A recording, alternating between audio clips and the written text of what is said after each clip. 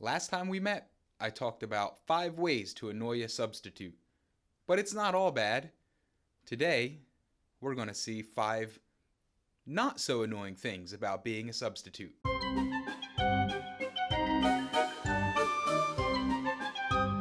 There's something new every day. New school, new classrooms, new students, new office staff. Some people might see that as a daunting task. To me, though, the situations I fall into are a commentary on the tragedy and comedy of life.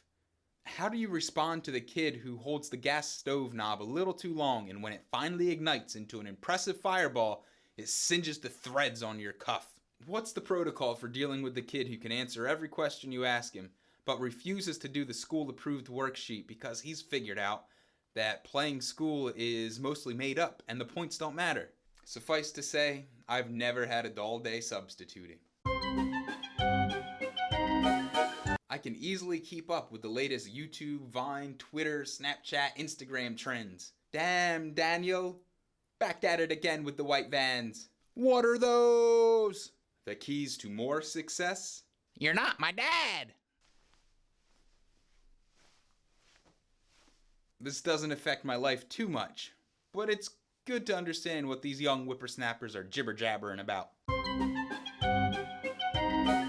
I get to teach, sort of, but with none of the homework. I've observed that what a school teacher does these days is about 10% teaching and 90% other work. Meetings, mandatory workshops, rulemaking and monitoring, discipline referrals, contacting parents to tell them how much their kids hate school and don't care about anything.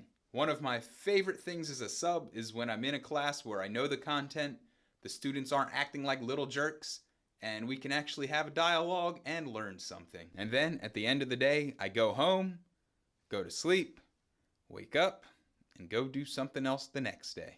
No strings attached. Pretty much a full day's pay, and we're done by 2 or 3 o'clock in the afternoon. At one job I had in the not so distant past, I would have to work 8 to 5 to get a little more than half of what a substitute gets paid. And that job had mandatory 11 to 9 shifts and mandatory Saturdays. On the other side of the coin, I've been at jobs where I've made triple the amount a substitute makes, but that involves some insane overtime and occasionally working from 8 a.m. until 1 a.m. the next day. Crazy. Working on a public school schedule provides a refreshing amount of freedom, as long as you're a substitute.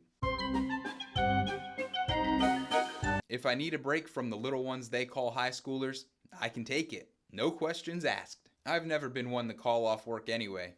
I even went to work one time during a hurricane, even though the place was closed and no one told me. But I know the day is gonna come where I need a break from the Mr. This, hey yo that, from the Fetty Wap wannabes, from the drama of Instagram and Snapchat. And when that day comes, I can just log in, cancel that job, add a non-work day, and not have to feel guilty for disappointing my robot overlord.